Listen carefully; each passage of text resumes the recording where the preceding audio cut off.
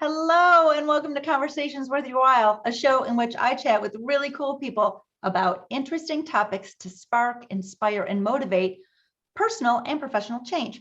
I'm Linda Bucher, master life coach, author, and speaker, and I love helping smart, passionate people to lighten their load and unleash their gifts on the world and live joyful, balanced lives.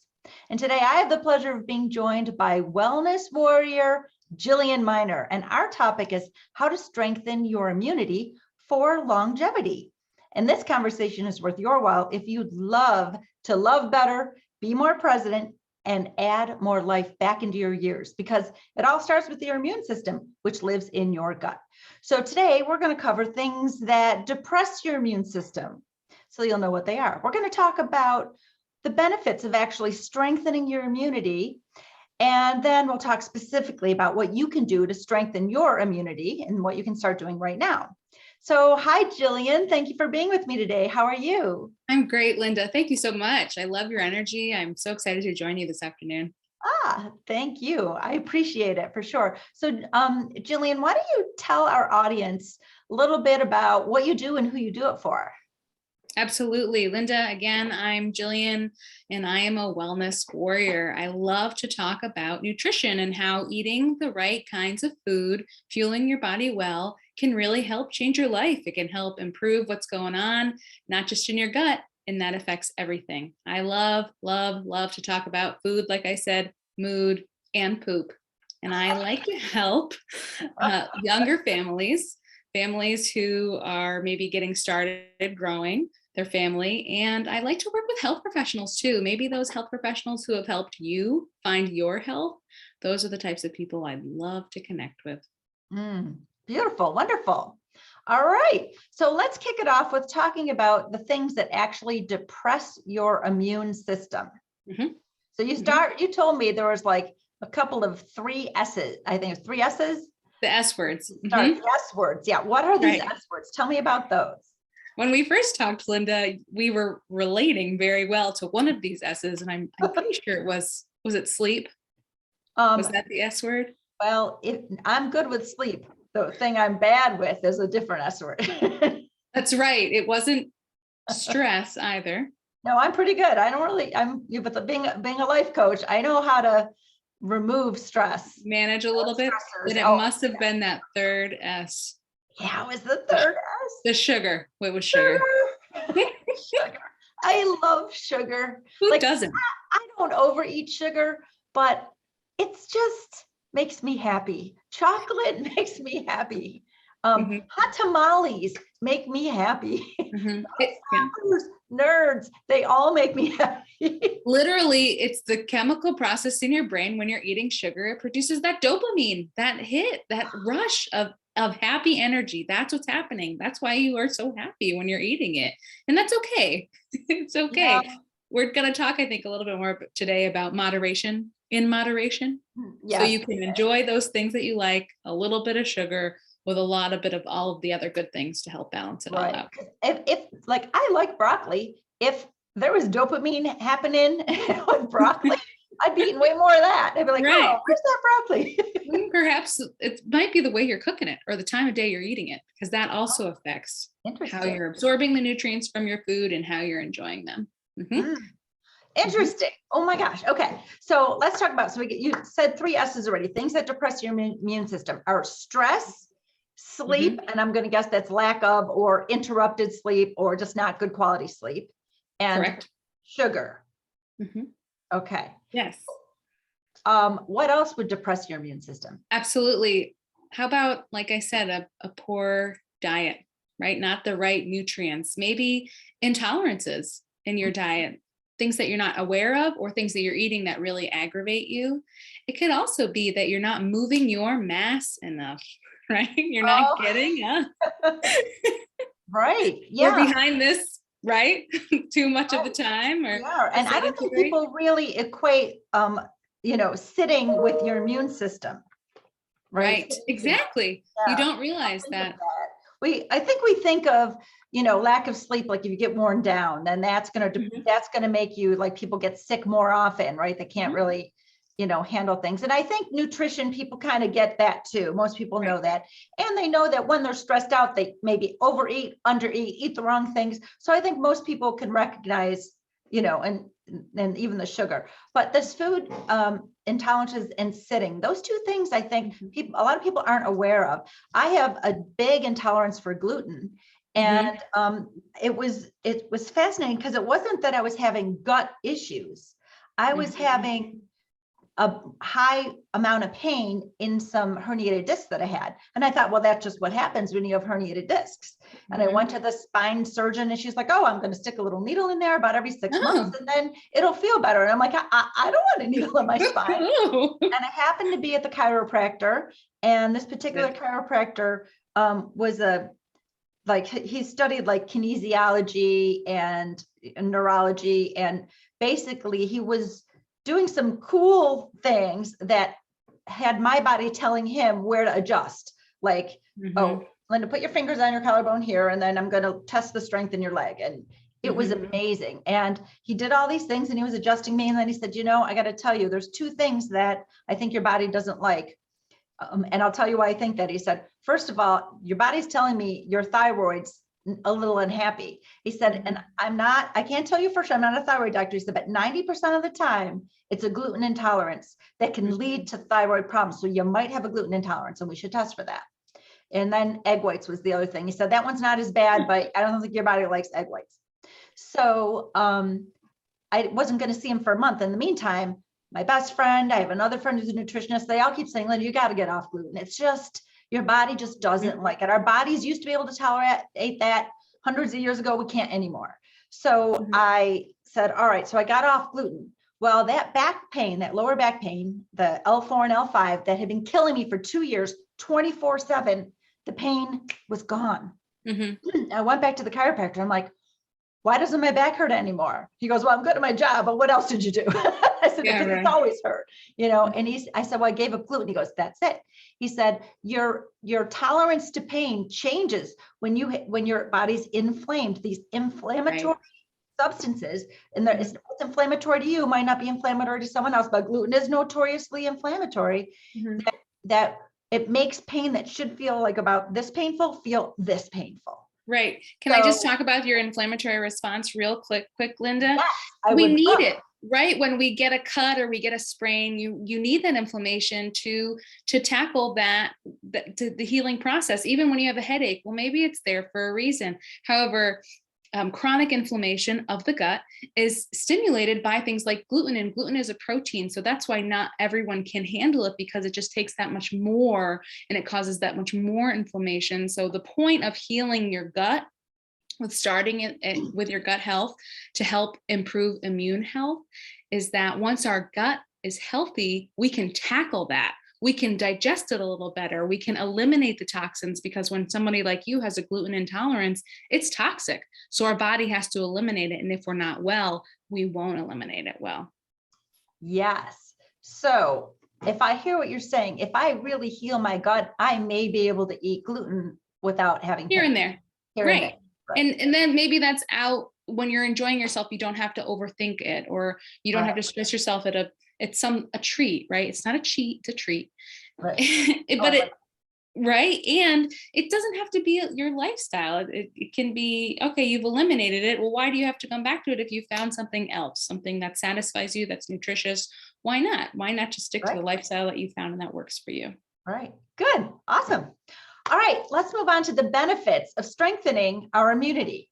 So these are things I'm not sure everyone's really familiar with. So why don't you go ahead and list a few of those? Sure thing. When we think of our immunity, maybe we think of, oh, I don't want to get sick, right?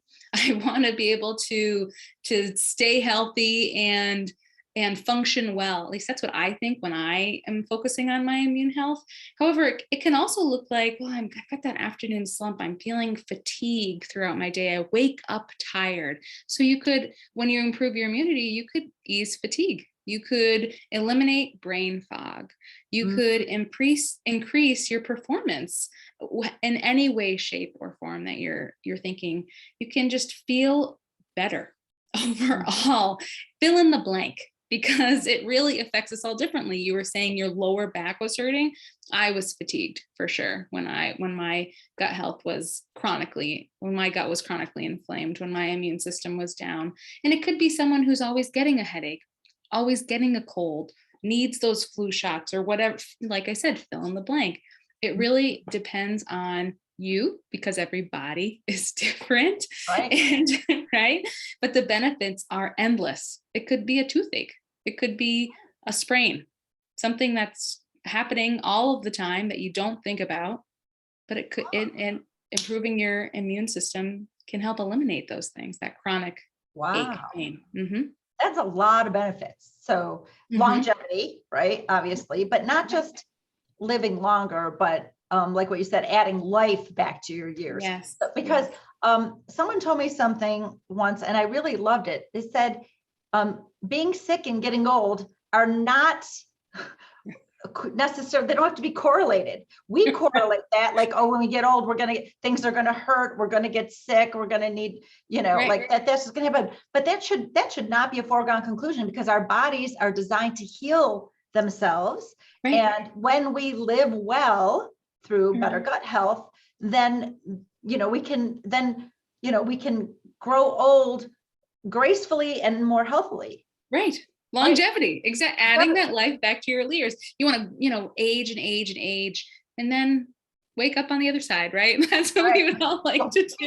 In your sleep, feel great, and no regrets, right? No regrets. That's what I was going to say. It's living this lifestyle, eating the way that fuels your body for the rest of your life, moving the way that feels good for the rest of your life.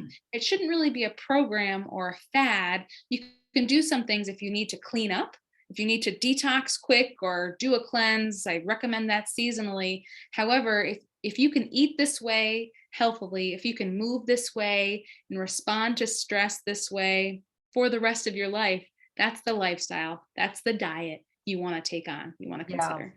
Yeah, I agree. And sometimes it's about making small changes, right? So let's talk a little bit about what specifically people can do to strengthen their immunity. So I know one of the things you mentioned to me is we can improve our response to stress. How can we do that? I used to say it's how I react to stress. And I spoke with someone who was talking about being present in love. And I'm like, oh, I love that. And she said, well, instead of saying react, why not say respond? Because it's less reactive, right? So when we're responding to stress, because we'll always have stress. Distress is the agitative kind. Eustress is the good kind. When we're working out, we're stressing our bodies out in the right way. Right. It's our response to it. If we can check in and say, okay, how is this really gonna kill me in the long run? Is this really gonna upset me this much? Can I come down from that energetic high of overreacting, of our response to the stress, and can we make it so we can handle it? Whatever that looks like. Maybe it's your mood, like we were talking about, but it could also be your nutrient intake, like you said about your intolerances. Well, if you know you're going to react or respond poorly to gluten, why not eliminate it? Why not eat it at a different time of the day? Or why not eat it with something that complements it so you can digest it better? Absolutely. Those are really good things to think about. And of course, responding to stress, that's like my forte, right? As a master life coach, I help people live peaceful, balanced lives. And that happens when you can still be the calm amidst the shitstorm. Like it's still going on, right? The world's still spinning and it's spinning off kilter half the time. And people are walking around freaking out and letting everybody know about their freakouts. I teach people how to release the stressors that they've been holding on to, that are actually holding on to them for decades, and how to be immune to the things that you can easily be immune to. And it really has to do with control, understanding what you control and what's not actually in control. Is like, for instance, anything that comes out of anyone else's mouth ever. Right? What happens in the news ever, not in your control, right? Whether the sun shines or doesn't, not in your control. So, relinquishing control and focusing on what is within your control. And what is within your control is not believing everything you think. Just because a thought comes by Doesn't mean it's truth, right? Regardless of the shitstorm that's going on, just because it comes your way, your interpretation might not be truth. It might be fear. And what you mentioned, I love you said about being present in love. We humans cannot be in love and fear at the same time. It's actually impossible. So the more time we can spend in that feeling of love, in that feeling of gratitude, in the present moment, then we don't feel that fear. And we don't feel that fear, we don't have those amount of stressors. So it's really not that complicated to remove stressors. I say that stress is inevitable. Being stressed out is optional. Excellent. I love it.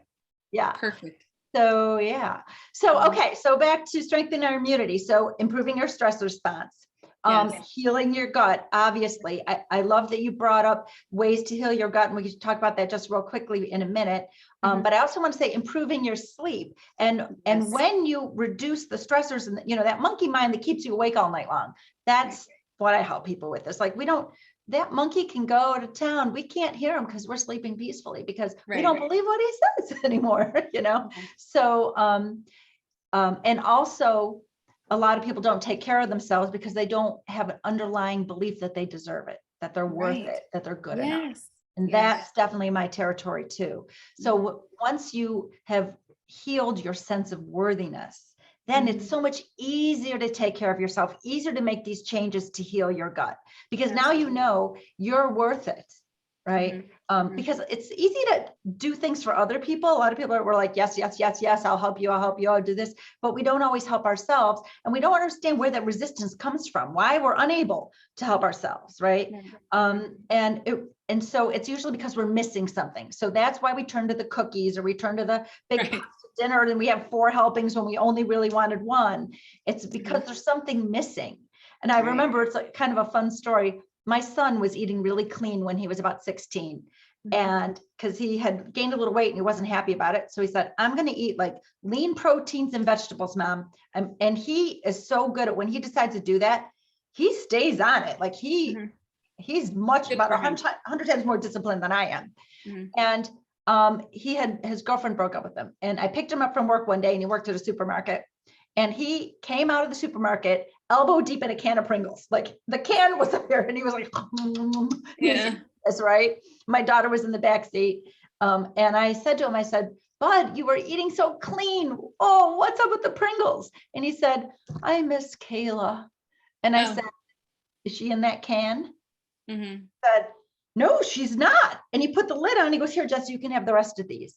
All he needed was that little reminder of the thing that he was missing was not food, right?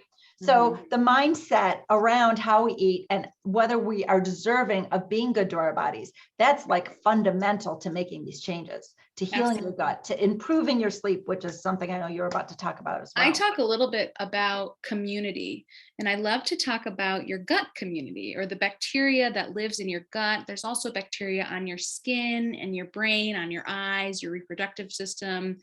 And there's a community that's working with your body to keep you healthy, to keep you fit and active and focused. And I like to think of it as, if I can invest in myself and in the community of my body, of the microorganisms that are making this amazing machine work well, then I'll be better wife, a better mom, a better employee. I'll be better in where I live and where I play and where I love. So I like that word community. And it's exactly what you're talking about. Sometimes we don't think we're worthy of it. And I think we're number one. We should always be our number one. My husband says, you're my number one. I'm like, well, you're my number 2, because I'm my number 1 and the kids are number 3. But it's true. We really need to be able to invest now on our health, so we're not spending money later on an illness. Right. And, I've seen my parents and in-laws go through some really difficult illnesses. And I don't want to be looking back going, I could have prevented this if I had just healed my gut.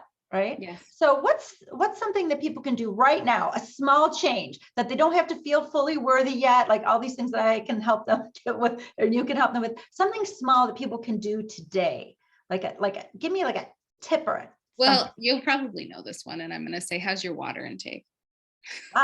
Look at this. I got Cheers. two. I got Right. two. But maybe somebody was rolling their eyes. They're like, whatever, Jillian, like that's a given. I'm not drinking enough water. You're probably not drinking enough water. Everything in your body needs so much water. The other thing is, are you eating enough fat? And Right. that's so controversial because people are like, oh, I can't. It's got to be low fat. I can't. Cholesterol. Everything's kind of scary.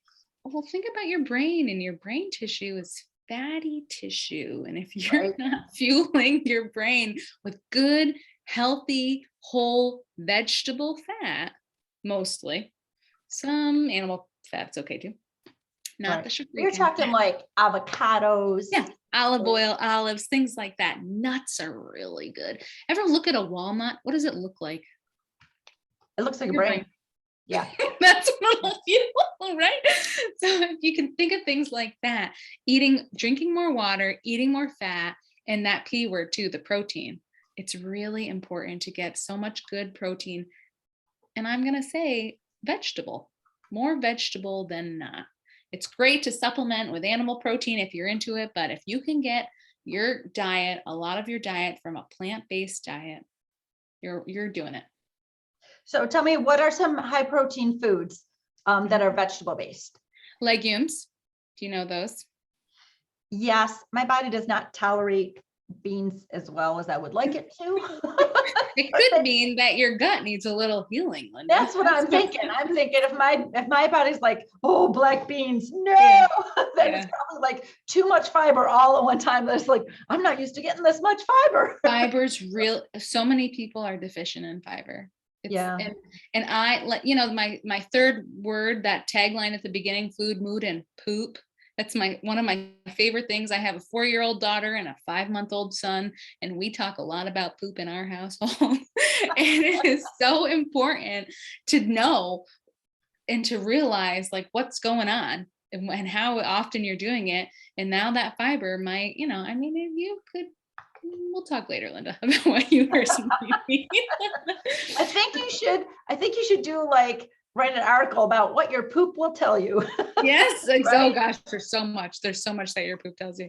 But protein in vegetables, it's not as complete as animal protein. So you do have to complement it. Like the legumes are really good, but there's protein and all kinds of different things. You just wouldn't think about it. Like you need to get more root vegetables. They don't necessarily have a ton of protein, but it's all so good to, how people say eat the rainbow? Have you ever heard of Yes. that?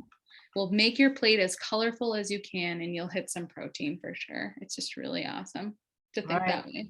Yeah, that's great. My significant other eats root vegetables constantly. I mean, we seriously in our house go through a giant onion every day because he puts onions on everything. He probably eats about 4 to 5 radishes every day. He's cutting up turnips. He loves to chew on turnips. That's great. So those are like his go-to, and then of course his go-to snack besides potato chips, so that's another thing, is different colored peppers. We cut them up in container and then snack on those peppers. And he's way better at it than I am because I like carrots, probably because they have sugar in them. There I am with the sugar. That's okay though. That's way better than something else, Linda. Those carrots, eat it, put it in you. It is. Yeah.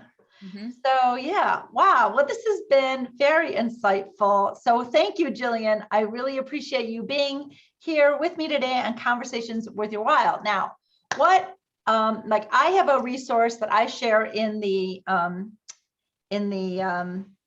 description of the YouTube video. And so I'll tell everyone about that in a minute, but what do you have to share with our guests? Well, I'd love to offer you a 45-minute consult, complimentary.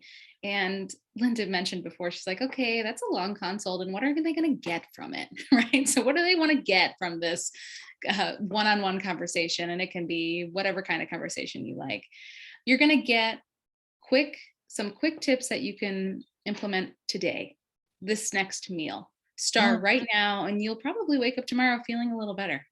And it does have to do with food because, like I said, I'm a nutritionist, so that's what I focus on. But it's and it's custom. So it's very different for everybody. Everybody is different. But like I said, you can start it right now. That's what you're going to take away. And then we can, like I said, customize something for the long run to help you eat like this, eat well for the rest of your life. Right. Beautiful. That's great. Okay. So I'll put your contact information into the description of the YouTube video for our audience. And I guess like, I'm like, which way should I go today? I might go just both ways. So first of all, I talked about how I can help people through mindset to reduce the actual stress in their life, and by reducing things that are outside of the control, and by improving their sense of worthiness, and not being in lack, because when we're in lack, that's when we're eating all the bad stuff, right? So I absolutely do that. And so on my website, I have a contact us form, and anyone who would like to just talk to me about that, reach out, send me a little email through the contact us form, and we can talk about that. But I like to talk about readiness. Okay. So I remember years ago when I was thinking about getting rid of gluten, because my best friend had said her whole family healed their guts so well, and that was one of the main things that they did. Now they also gave up dairy, but not ice cream. They did not give up ice cream, but they eat fake ice cream because it's not dairy, but they still didn't give up the sugar, I guess, but they don't eat very much sugar. So and so I knew I should do this. But for a very long time, I was in this place where I was like, I reckon I ought to maybe someday think about giving up gluten. And so that happens. That's like when you're not ready, but you know you're going to do it at some point. Right. You just have to get good with it. You have to like be okay with it. So I have this quiz that is I call it, where are you on the island of playing it safe? Because that's not the place from which your dreams, your aspiration, your goals can be realized. Your health goals, your business goals, your personal goals, right? You cannot realize it if you're on this island of playing it safe, where you're all like, what's out there? I don't know, right? So there's 3 stages people have to go through to get off this island of playing it safe, so they can get to the point where they can actually make the changes in a peaceful, fun way that they want to see in their lives. And if they're not ready, they're not going to do it. So how ready are you? So I have a fun quiz, and I call it the little quiz for going big. And if you take the quiz, it'll tell you whether you are an island dweller, a dock seeker, or an adventurer. So I will also put into the description a little bit about like where you can go to just take that quiz real quick. It helps you understand where you're ready when it comes to making change in your life. So once someone is ready to make these changes, and I'm getting closer to making sugar changes, although I make it sound like I eat a lot of sugar. I really don't. I just love sugar. But I don't, I don't eat, because of gluten, right? I'm not eating donuts and cakes and pies. Although I have been known to pop a marshmallow or 2 when I have a sweet tooth. Oh, that's like 2 marshmallows, even though I know that's terrible for me, but it's just, you can make your own. Oh, that's probably a better idea. All right. And I use Truvia for my sweetener and in my coffee every day. And I might have a little popsicle twice a week, maybe something like that, a little low calorie, 30, 40 calorie sugar popsicle, maybe 1 scoop of ice cream. In the summer, I eat more ice cream. But I don't think it's terrible, but I know it could be better. However, maybe if I were to heal my entire gut, then I could tolerate that sugar. And it might not be much of a change at all. So I'm very interested, and I'm going to reach out to you for sure. And I hope that everybody in our audience does as well. And so remember, everybody in the audience, please open the description where you'll find some free resources, some gifts from Jillian and from me, and our contact information. So if you want to schedule that consult with Jillian, you can do that. If you want to schedule a consult with me, you can do that too. So once again, thank you, Jillian Miner, and thank you, the audience, for being here today, sharing your time with me. And so until next time, make sure that you've made this conversation worth your while by fueling the spark that it has ignited.